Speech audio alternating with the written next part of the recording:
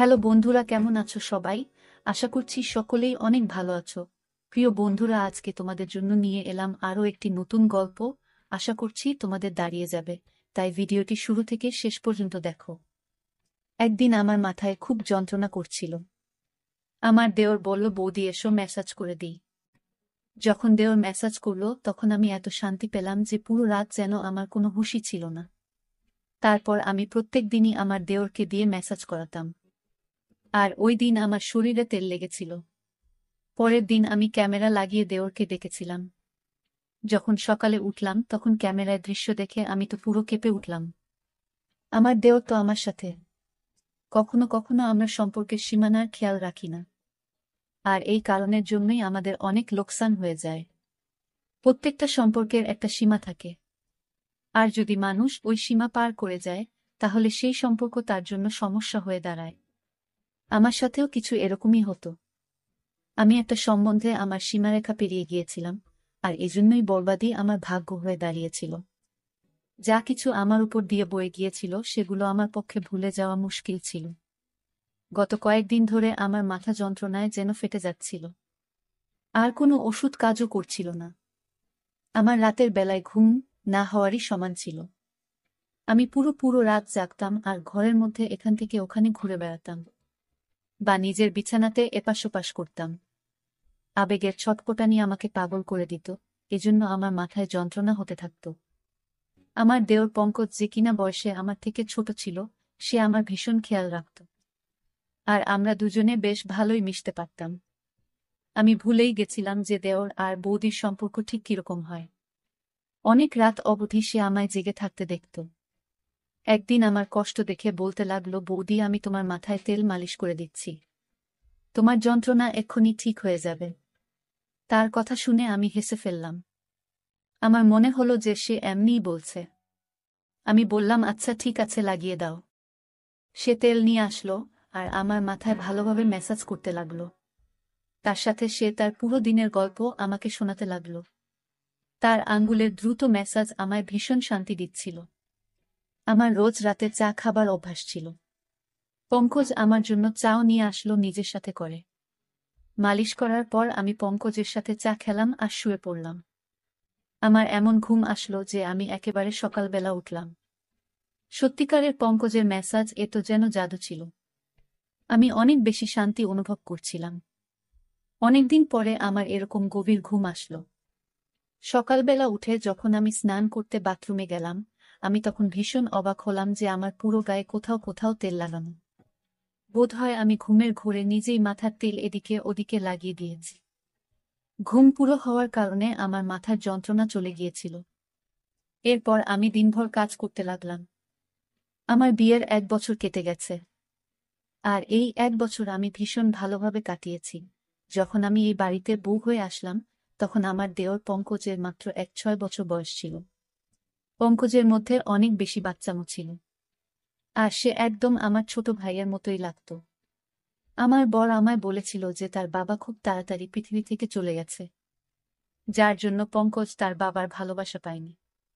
তার মাও পঙ্কজের উপর আর ঘরের উপর অনেক কম ধ্যান দিতেন। আর আমার বর আকরম এখানে তো থাকতই না। এজন্য আকরম আমাকে বলেছিল যে এখন সব থেকে বেশি আমি যেন পঙ্কজের খেয়াল রাখি। আমি তাকে কথা দিয়েছিলাম যে পঙ্কজকে একদম নিজের বাচ্চার মতো রাখব। আর আমি আমার কথা পুরো করেছিলাম। আমার বর আকরম অন্য শহরে চাকরি করত। সে মাসে 4 দিনের জন্য বাড়ি আসত। বাকি পুরো মাসে আমি আমার ছোট দেওর পঙ্কজ আর আমার শাশুড়ির সাথেই কাটাতাম। পঙ্কজ এখন 7 বছরের ছেলে, যে কিনা যুবক হয়ে গেছে। সে আমার থেকে বয়সে মাত্র 4 বছরই ছোট ছিল। সে কলেজ থেকে আসার পর ও বৌদি বৌদি করে আমার আগে পিছনে ঘুরত। আকরামের এখানে না থাকার কারণে আমার বড় ছোট সব কাজ পঙ্কজেরই দায়িত্বে ছিল। পঙ্কজ কলেজ থেকে আসার পর আমার কাজ করে দিত, আর তারপর আমারই সাথে সময় কাটাত। পঙ্কজের সাথে থাকতে থাকতে আমি একটা ব্যাপার অনুভব করেছিলাম, যে সে আকরামকে পছন্দ করত না। এমনকি তার কথা উঠলেও সে সেখানে চুপ করে যেত, অথবা কথা বদলে দিত। আমি তার থেকে জানতে চাইতাম যে আকরমের থেকে তার কিসের সমস্যা, কিন্তু আমি কখনো এই প্রশ্নটা করতেই পারিনি। আকরামের মা পুরো পুরো দিন পাড়ায় ঘুরে বেড়াতেন, আর সন্ধ্যা হতেই বাড়ি এসে তাড়াতাড়ি শুয়ে পড়তেন। পরের দিন সকালবেলা আবার পাড়ায় বেরিয়ে যেতেন। এজন্য আমার তার দিক থেকে কোনো সমস্যাই ছিল না। জীবন খুব ভালোভাবেই কাটছিল। কিন্তু আকরামকে ছাড়া আমি পুরো রাত ঘুমোতেই পারতাম না, আর পুরো রাত আমি এপাশ ওপাশ করে কাটিয়ে দিতাম। কখনো কখনো মন চাইতো যে আমি নিজেই আকরামের কাছে চলে যাই। কিন্তু এখন এমনটা সম্ভব নয়, এজন্য আমার মাথায় মাঝে মধ্যেই ব্যথা ব্যথা হতো। পঙ্কজ জানত যে আমার মাথায় ব্যথা, এজন্য প্রথমে তো সে আমার জন্য ওষুধ নিয়ে আসত। কিন্তু একদিন হঠাৎ সে বলল যে, আপনি কতদিন আর ওষুধ খাবেন মাথা যন্ত্রণা?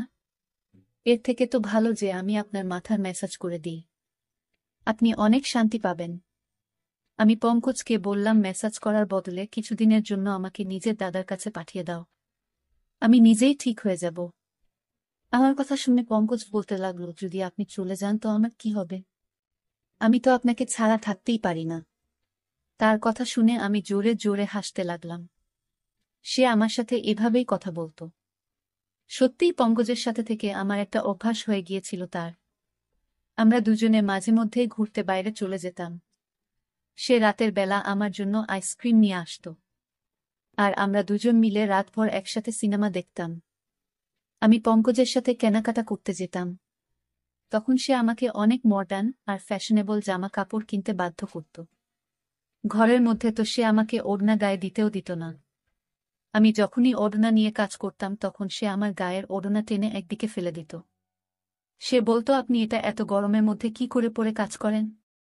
সে প্রত্যেকটা কথায় আমার অনেক বেশি চিন্তা করত। সে হালকা রঙের জামা কাপড় পরতে বেশি পছন্দ করত। এই জন্য আমি যখনই তার সাথে বাজারে যেতাম তখনই সে আমার জন্য হালকা রঙের কাপড় পছন্দ করত আর কেনাত। আর তার সেলাইও ভীষণ ফ্যাশনেবল ভাবে করিয়ে আনত। আমার জামা কাপড়ের ব্যাপারে তার অনেক রুচি ছিল। আমি প্রায়ই তাকে বলতাম যে তার বুতো যে তার বর তাকে পছন্দমতো জামা কাপড়ের ডিজাইন বানিয়ে দেবে। আমার কথা শুনে সে বলতো যে, আপাতত আপনি ভীষণ সৌভাগ্যবতী যে আমি আপনার জন্য এত মেহনত করি। আর সত্যিই আমি অনেক সৌভাগ্যবতী ছিলাম, কেননা আমাকে সে কখনো কোনো কাজের জন্য না বলতো না। সে আমার অনেক জামা কাপড়েই ডিপ করে ডিজাইন দেওয়া গলা বানাত, বড় বড় পিঠের ডিজাইনও বানাত, যেগুলো মাঝে মধ্যেই আমার কোমর পর্যন্ত চলে যেত। আর কামিজ এতটাই টাইট ফিটিং হতো যে কখনো কখনো তো নিঃশ্বাস নিতেও আমার কষ্ট হতো। কিন্তু পঙ্কজ এরকম জামাকাপড় ভীষণ পছন্দ করত। আমি ওকে আমার বাচ্চার মতো করে রাখতাম। এই জন্য কখনোই তার পছন্দের জামা কাপড় পরার জন্য আমি না করতাম না। হালকা গোলাপি রঙের জামাকাপড় পরে আমি একদিন রান্নাঘরে কাজ করছিলাম। অনেক বেশি গরম ছিল সেদিন, আর আমার পুরো শরীর ঘামে ভিজে যাচ্ছিল, যার জন্য আমার জামা কাপড়ে যেন আমাকে পুরোপুরি দেখা যাচ্ছিল। আর আমি ওড়না ছাড়া তাড়াতাড়ি খাবার তৈরিতেই মগ্ন ছিলাম। তাই হঠাৎই যখন সে পেছন দিক থেকে চলে আসলো আর আমাকে দেখে বলতে লাগলো, আজকে তো আপনি ভীষণ হট লাগছেন। ওর এই কথায় আমি লজ্জা পেয়ে গেলাম আর তাড়াতাড়ি আমার ওড়না খুঁজতে লাগলাম। তখনই সে বলতে লাগলো যে, আমি তো মজা করছিলাম বৌদি, আপনি আরাম করে নিজের কাজ করুন। আর সে রান্নাঘর থেকে চলে গেল। আকরাম যখন আমার সাথে দেখা করতে আসতো তখন ওই কদিন পঙ্কজ আমার সাথে অনেক কম কথা বলতো, আর পুরো দিন সে পড়ার মধ্যেই মন দিত। আকরাম ভীষণ খুশি হতো যে পঙ্কজ অনেক মেহনত করে পড়া করছে। আর আমিও ওই দিনগুলো আকরামের সাথে এতটা মজে থাকতাম যে পঙ্কজের বদলে যাওয়া আমার চোখেই পড়ত না। আকরাম শুধুমাত্র 4 দিন আমার সাথে কাটিয়ে তারপর চলে যেত, আর তারপর পঙ্কজ আবার আমার সাথে আগের মতোই ব্যবহার করত। সে আমার ব্যাপারে অনেক জেদি ছিল। সে চাইতো সে আমাকে যা খুশি বলুক। ওর এক বন্ধুর ভাইয়ের বিয়ে ছিল, সে আমার পেছনেই লেগেছিল যে আমি যেন ওর সাথে যাই। প্রথমে তো আমি না বলে দিলাম, কিন্তু যখন দেখলাম যে সে দুঃখী হয়ে আছে তখন আমি সঙ্গে সঙ্গে হ্যাঁ বলে দিলাম। কিন্তু আমি এটাই ভাবছিলাম, সে তার বন্ধুর ভাইয়ের বিয়েতে আমি গিয়ে কি করব। কিন্তু ওখানে গিয়ে আমি ভীষণ অবাক হলাম। ওর সমস্ত বন্ধুরা আমাকে ভীষণ ভালোভাবেই জানত, আর এমনভাবে আমার সাথে কথা বলছিল যেন আমরা অনেকবার দেখা করেছি। ওরা বলল, সব সময় পঙ্কজ আপনার কথাই বলতে থাকে, আর সে আপনার ভীষণ প্রশংসা করে। তারা সবাই আমার সাথে আবার দেখা করার জন্য জেদ করতে লাগলো, ইচ্ছা প্রকাশ করতে লাগলো। ফেরার সময় আমি পঙ্কজকে বললাম যে তুমি তোমার বন্ধুদের আমার ব্যাপারে কি কথা বলেছ যে সবাই আমাকে এত ভালোভাবে চিনেছে। পঙ্কজ বলতে লাগলো যে আপনি তো আমার সবকিছু, আমি তো সবসময় আপনার কথাই বলতে থাকি। ওই সময় পঙ্কজের কথার মানে আমি বুঝতে পারিনি, কিন্তু যেদিন আমি তার ওই কথার মানে বুঝতে পারি, আমার পায়ের তলা থেকে মাটি সরে গিয়েছিল। পঙ্কজ রোজ রাতে আমার মেসেজ করত, আর আমি আরাম করে ঘুমিয়ে যেতাম, কিন্তু যখন আমি আমার গায়ে পরের দিন জায়গায় জায়গায় তেলের দাগ দেখতাম, অবাক হয়ে যেতাম। আর এই জন্যই একদিন আমি ঘরের মধ্যে ক্যামেরা লাগালাম আর পঙ্কজকে দিয়ে মাসাজ করাতে লাগলাম। ম্যাসাজ করানোর কিছুক্ষণের মধ্যেই আমি প্রত্যেকবারের মতো ঘুমিয়ে পড়লাম, আর সকালবেলা উঠে যখন ক্যামেরার রেকর্ডিং দেখলাম তো আমার নিঃশ্বাস প্রশ্বাস যেন বন্ধ হয়ে যাচ্ছিল। আমি ভাবতেও পারিনি যে পঙ্কজ আমার সাথে এরকম করতে পারে। আমি তো পঙ্কজকে অনেক বেশি ভরসা করেছিলাম, আর তাকে আমি নিজের ছোট ভাই ভাবতাম, কিন্তু সে তো দেওর বৌদির সম্পর্কের সম্মান রক্ষা করতে পারল না। ভিডিওতে পঙ্কজ আমার ভালোভাবে ম্যাসাজ করছিল, তারপর সে আমার জন্য চা বানিয়ে আনলো, আর চা খাওয়ার পর পঙ্কজ ঘর থেকে বেরিয়ে গিয়েছিল, আর আমি ঘুমানোর জন্য শুয়ে পড়েছিলাম। কিছুক্ষণ পরে আমার এত গভীর ঘুম এসে গেল, তখন পঙ্কজ দ্বিতীয়বার দরজা খুলে ঘরে আসলো, আর আমি দরজা খোলার আওয়াজেতেও উঠিনি। সে ঘরে আসার পর ঘরের দরজা বন্ধ করে দিল, আর আমার কাছে চলে আসলো। এরপর আমি যা কিছু দেখলাম আমি নিজের চোখে বিশ্বাস করতে পারিনি। পঙ্কজ কিছুক্ষণ তো চুপচাপ বসেছিল, আমাকে সে দেখছিল। এরপর সে নিজের আঙ্গুল দিয়ে আমার চেহারা ছুঁতে লাগল। সে তার মোবাইল ফোন বের করে আমার অনেক ফটো তুলল, আর তারপর সে আস্তে আস্তে আমার শরীর থেকে কামিজ সরালো। তেলের সেই শিশি যেটা সে মাসাজের জন্য এনেছিল ঘরের মধ্যেই রাখা ছিল। সে নিজের হাতে তেল নীল আর আমার গায়ে মাসাজ করতে লাগল। আমি জ্ঞান হারিয়ে ওর সামনেই পড়েছিলাম, আর সে আমার গায়ে নিজের হাত ঘোরাচ্ছিল। কিছুক্ষণ পরে আমাকে চুমু খেতে শুরু করল, আর তারপর সে নিজের সমস্ত সীমারেখা ছাড়িয়ে গেল। সে আমাদের মাঝে দাঁড় করানো সমস্ত আবরণের দেওয়ালকে ভেঙে দিয়েছিল। সে আবেগ সামলাতে না পেরে এতটাই এগিয়ে গেল যে কয়েক ঘন্টা পর্যন্ত সে আমার সাথে ছিল। আমি তার সামনে জ্ঞানহীন অবস্থায় ছিলাম, আর সে পুরোপুরি জোশপূর্ণ ছিল। বেশ কয়েক ঘন্টা আমার সাথে কাটানোর পর ও যেভাবে এসেছিল সেভাবেই ফেরত চলে গেল। সে আমার ইজ্জত খুব বাজেভাবে নষ্ট করে গেল, আর এটা দেখে আমার হৃদয় পর্যন্ত কেঁপে উঠল। আমি তো তাকে নিজের ভাই ভাবতাম, এজন্য তার সাথে এত ভালোভাবে মেলামেশা করতাম, কিন্তু আমি কখনো জানতেই পারিনি যে ওর চরিত্রই খারাপ ছিল। আমি আমার ঘরে বন্ধ ছিলাম, যখন সে কলেজ থেকে আসলো সে সোজা আমার ঘরে চলে আসলো। একদম আমার কাছে বসে বলতে লাগলো, বৌদি কি হয়েছে, তোমার শরীর ঠিক নেই? আমি গভীরভাবে তার দিকে তাকালাম, আর ক্যামেরার রেকর্ডিং তার দিকে বাড়ালাম। সেটা দেখে সে কিছুক্ষণের জন্য তো চুপ করে গেল। এরপরে সে যা বলল সেটা শুনে পুরো আমার গায়ে শিহরণ জেগে গেল। সে হঠাৎ করেই নিজের ভালোবাসার কথা আমাকে বলতে লাগলো। সে বলতে লাগলো চিরদিনই ভালোবাসার জন্য অভাব বোধ করত সে। যখন আমি তার দিকে ধ্যান দেওয়া শুরু করলাম তখন তার ভালো লাগতে লাগলো। সে বুঝতে পারল যে তার জীবনের কেউ এমন আছে যে তাকে ভালোবাসে। ও বলছিল যে এবার ও আর আমার থেকে দূরে যেতে পারে না, আর এই জন্যই তার নজরে তার বড় দাদার অস্তিত্ব খটকাতে লেগেছিল। যখনই আকরাম আসত সে নিজেকে ঘরের মধ্যে বন্ধ করে দিত, কেননা আমাদের দুজনকে সে একসাথে দেখতে চাইত না। আকরামকে তো সে এভাবেই প্রথম থেকেই ঘৃণা করত, কেননা আকরামের বাবা আকরামকে অনেক ভালোবাসত, আর মরার আগে উনি এই ঘরটাও আকরামের নামে লিখে দিয়েছেন। আমার আর আকরামের সঙ্গ তার হৃদয়ে কাটার মতো বিঁধত। তাই যখনই আমার জন্য সে কেনাকাটা করত সে ইচ্ছে করেই আমার জন্য এই ধরনের জামা কাপড় কেনাত যাতে আমাকে সে পরিষ্কারভাবে দেখতে পারে। সে হালকা রং পছন্দ করত না, বরং হালকা রঙের মধ্যে দিয়ে উকি দেওয়া আমার দেহাকর্ষণ তাকে আকৃষ্ট করত। সে বলত যে সে সৌন্দর্যে আহত হয়েছে, সে শুধু আমাকে পেতে চাইত। সে নিজের আবেগকে কাবুতে রাখতে পারছিল না যখন সে আমাকে রাতভর জাগতে দেখত।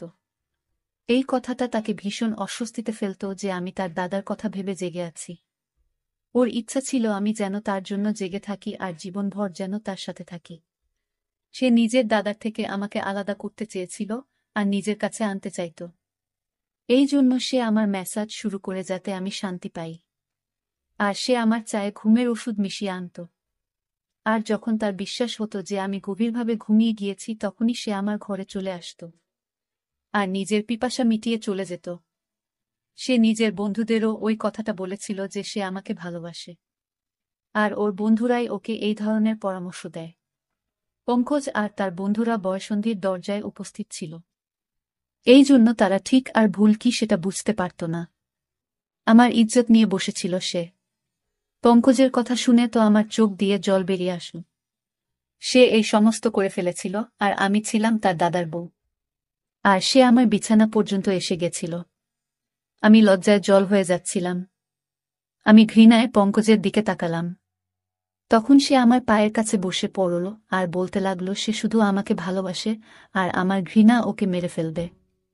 বাবার ছেড়ে চলে যাওয়ার সাথে সাথে সে নিজের মায়ের অদ্ভুত উদাসীন্য সহ্য করতে পারেনি। সে বলতে লাগল তার মাও কখনো তার আবেগ আর তার ইচ্ছের খেয়াল রাখত না। তার বদলে তার মা গোটা পাড়ায় ঘুরে বেড়াত, আর তাই সে পুরোপুরি একাকিত্বের শিকার হয়েছিল। যখন আমি এই বাড়িতে আসলাম তখন তার একাকিত্ব দূর হল, সে নিজে নিজেই আমার সাথে মিলেমিশে গিয়েছিল। আমি পঙ্কজকে ধাক্কা দিয়ে আমার পায়ের কাছ থেকে সরিয়ে দিলাম। আমি তার মুখও দেখতে চাইছিলাম না। সে আমার সাথে যা করেছে আমি তাকে কখনোই ক্ষমা করতে পারতাম না। আমি জানতাম এতে পুরো ভুল পঙ্কজের ছিল না। সে সত্যিই সম্পর্কের জন্য মরে যাচ্ছিল, আর আমাকে পেয়ে সে সীমানা ভুলে গিয়েছিল। আর আমিও তাকে কখনো ঠিক আর ভুল কোনটা তা বলিনি। সে যখনই আমার জন্য জামা কাপড় সেলাই করাতো তখন আমি সেটা ওর পছন্দ ভেবে মেনে নিতাম। আমি ওড়না ছাড়াই তার সামনে ঘরে ঘুরে বেড়াতাম। আমি তাকে নিজের ছোট ভাই অবশ্যই ভাবতাম, কিন্তু বাস্তবে সে তো আমার ছোট ভাই ছিল না। তার আর আমার সম্পর্ক ছিল দেওর বৌদির। আর আমি এই ব্যাপারটাই খেয়াল করিনি। আজকালকার দিনে যেখানে 1-3 বছরের বাচ্চাও পুরো সব কথাই জানতে পারে, আমি কি করে ভেবে নিলাম যে আমার 7 বছরের দেওর একটা ছোট বাচ্চা হবে। আমি তাকে বললাম এটাই ভালো হবে যে তুমি আমার থেকে দূরত্ব বজায় রাখো, আর আমাকে নিজের চেহারাও দেখাবে না। আমার পক্ষে এবার তার সাথে একই ছাদের নিচে থাকা মুশকিল হয়ে গিয়েছিল। সে বলতে লাগল যে এই কথাটা যেন তার দাদাকে আমি না বলি। আমার মধ্যে তো নিজে থেকেই এতটা ক্ষমতা ছিল না যে আমি আকরামকে এত বড় সত্যিটা বলবো। সে ভীষণ লজ্জিত ছিল, আর সে নিজের ঘরে চলে গেল। কিন্তু আমি নিজের নজরেই নেমে গিয়েছিলাম। আমি সঙ্গে সঙ্গে আকরামকে ফোন করলাম। তাকে বললাম আমি এবার তাকে ছাড়া থাকতে চাই না। হয় সে নিজে এখানে চলে আসুক, আর না হয় আমাকে তার কাছে ডেকে নিক। আমার কথা শুনে আকরাম প্রথমে তো অবাক হয়ে গেল যে আমার হঠাৎ করে কি হলো, কিন্তু যখন আমি বারবার বলতে লাগলাম তখন সে বলল সে তাড়াতাড়ি আমাকে তার কাছে ডেকে নেবে। সে কিছু সময় চাইছিল যাতে আমার থাকার সে ব্যবস্থা করতে পারে, আর নিজের মায়ের সাথেও সে সেই ব্যাপারে কথা বলবে। আমি আকরামকে বললাম যে সে 1-5 দিনের ভেতরে যেন আমাকে ডেকে নেয়, না হলে আমি চিরজীবনের জন্য ঘর ছেড়ে চলে যাব। আকরাম আমাকে কথা দিল যে সে 1-5 দিনের মধ্যেই আমাকে নিজের সাথে নিয়ে যাবে। আমি এই 15 দিন নিজেকে ঘরের মধ্যে বন্ধ করে কাটিয়েছি।